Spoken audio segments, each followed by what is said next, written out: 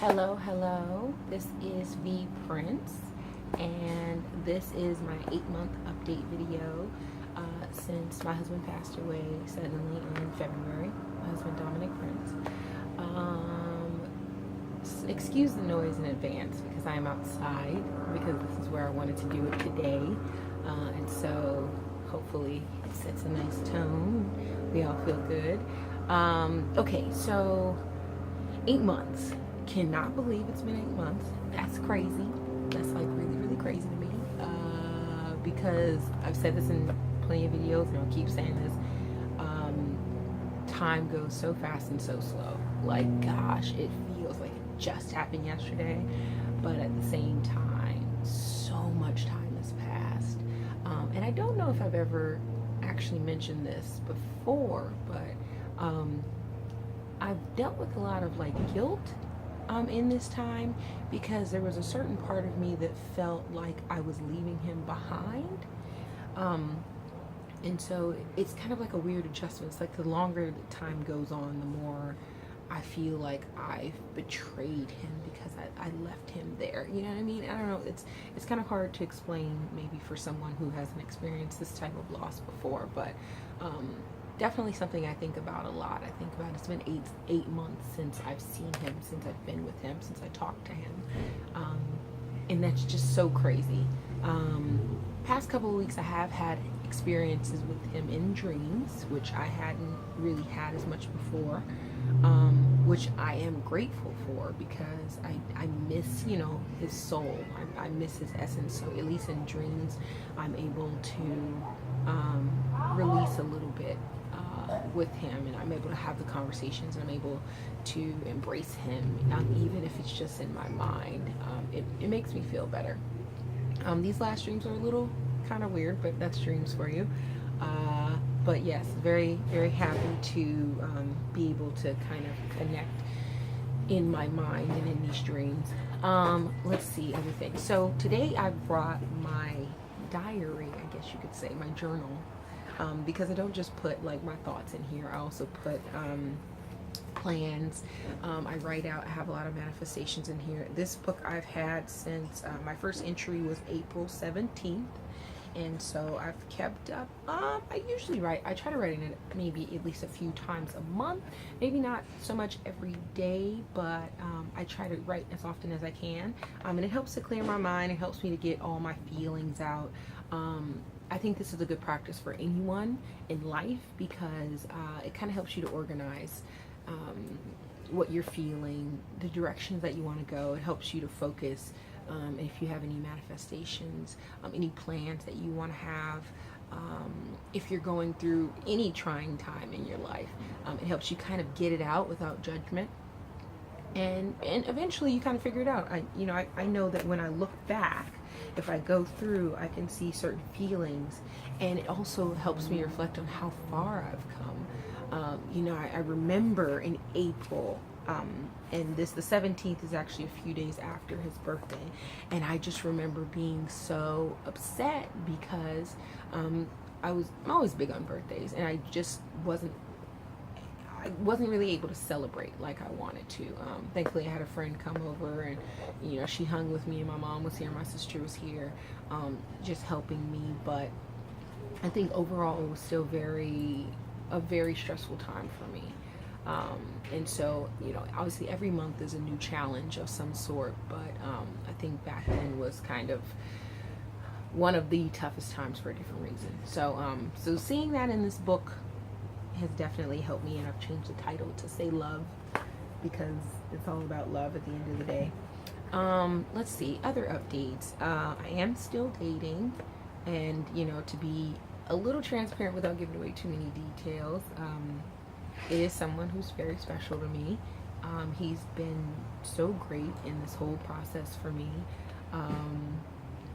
and not only helping deal with my emotions, but just being an ear, being someone like a literal shoulder that I can cry on. Of course, I've got my family, I've got my friends, but it's also great when someone who doesn't know you as well can see you, and can see that you're trying and wants to be there for you. And you know, I don't know what's going to happen long term. But you know, my main concern is just the day to day. But he is a great man, and I'm very blessed to have him as an addition to my circle right now. And yeah, we'll see. You know, shh, you guys can't know too many details. Don't be nosy.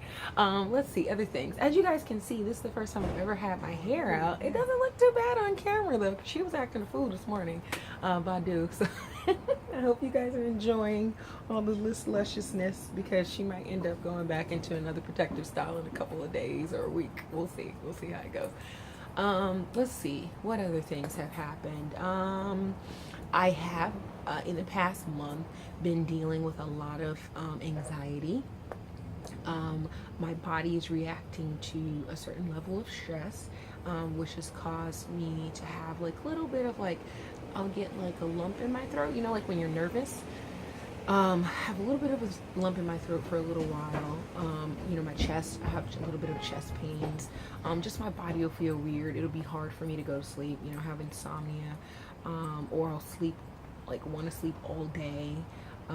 Just different things, not wanting to eat and then eating a whole bunch. It's been a little strange over the past month and a half, but what I will say, just as a live journal, is that it probably has a little bit to do with my hormones, for woman stuff. I'll just say that, for woman stuff. Nothing, no issues, but I think it had a little bit to do with some changes that I had in prescription. So just FYI. I'm not taking any medication, by the way, so don't worry. Haven't taken that ship quite yet. I do have a new therapist, so that's great. She's awesome. So I'll be starting with her at the beginning of next month.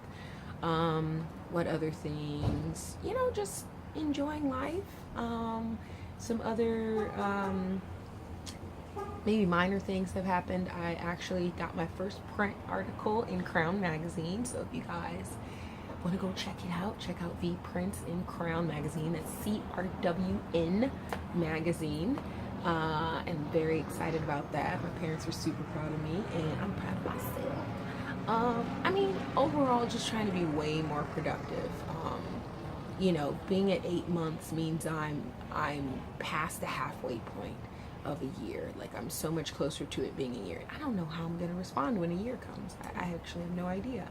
A couple months away from my birthday. And so originally I had planned to go to Paris, but some things have kind of switched around, so we'll see where I end up. But as long as I'm with family and friends, I'm good.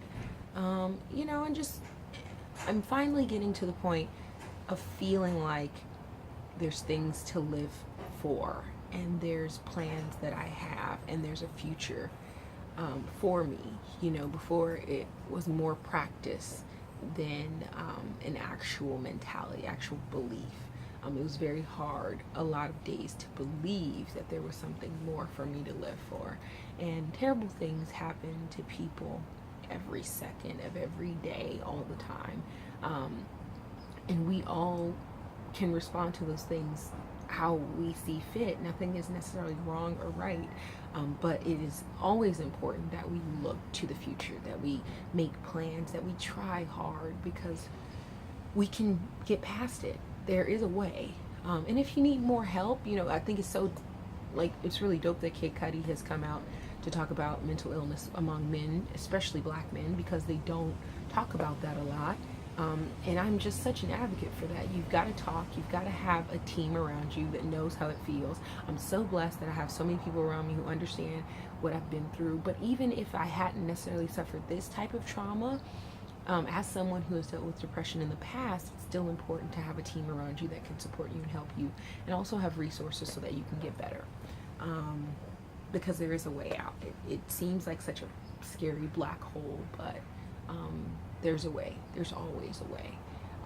So it's just, in my personal opinion, faith plays a huge part in why I live every day, and also just the belief that I just know that things are gonna be so awesome, so much more better than I could even imagine, that I can even dream for myself.